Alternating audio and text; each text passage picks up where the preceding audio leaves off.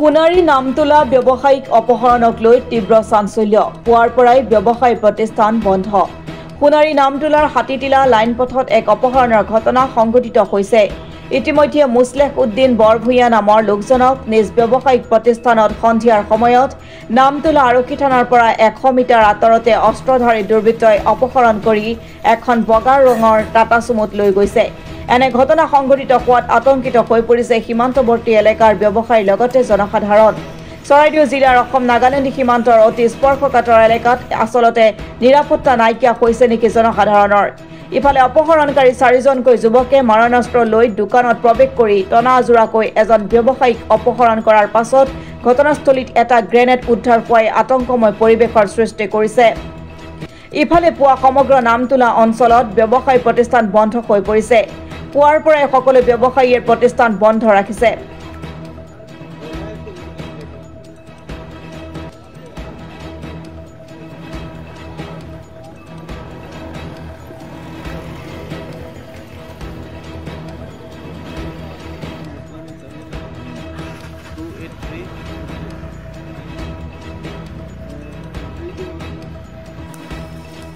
চলো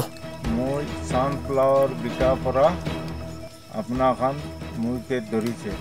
মই আসাম আৰু নাগা মানুহখনকে সানফ্লাৱাৰ খিলাই দিয়া কিনা বেয়া কৰাৰ পৰা আমিকে ধৰা হৈছে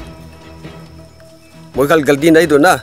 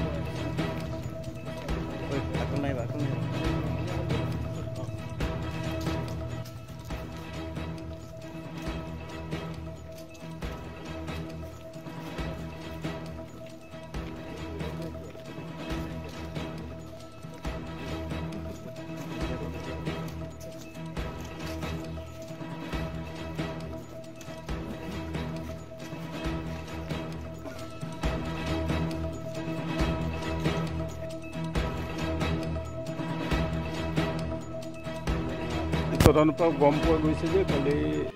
সন্ধিয়া সময়ত 6টামান বজাত 4জনমান অস্ত্ৰধাৰী যুৱকে উঠাই লৈ গৈছে বুলি কৈছে আমাৰ তদন্ত চলি আছে ইতিমধ্যে অলপ ভিতৰুৱা গম পাইছোঁ যে সিহঁতৰ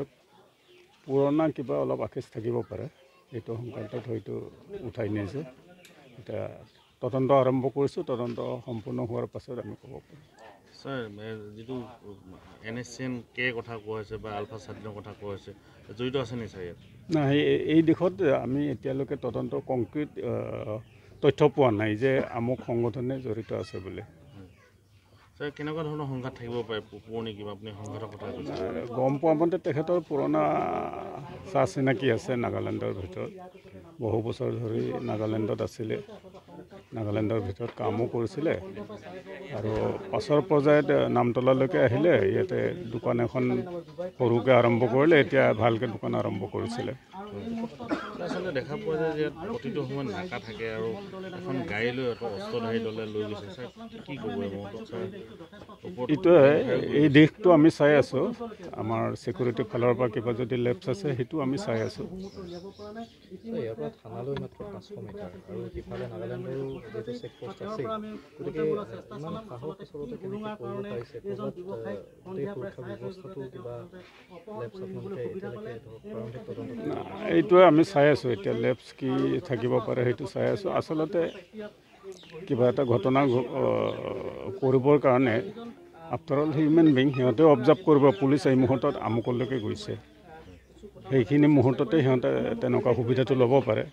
এনেইতো পুলিচ থাকে অল এলং ইয়াতে পুলিচ থাকেই কিন্তু নাগালেণ্ড পুলিচো কাষতে থাকে কিন্তু পুলিচৰ পৰিস্থিতি বা পুলিচে ক'ত কি ডিউটি কৰি আছে এইটো চাই লৈ কামবিলাক কৰে আচলতে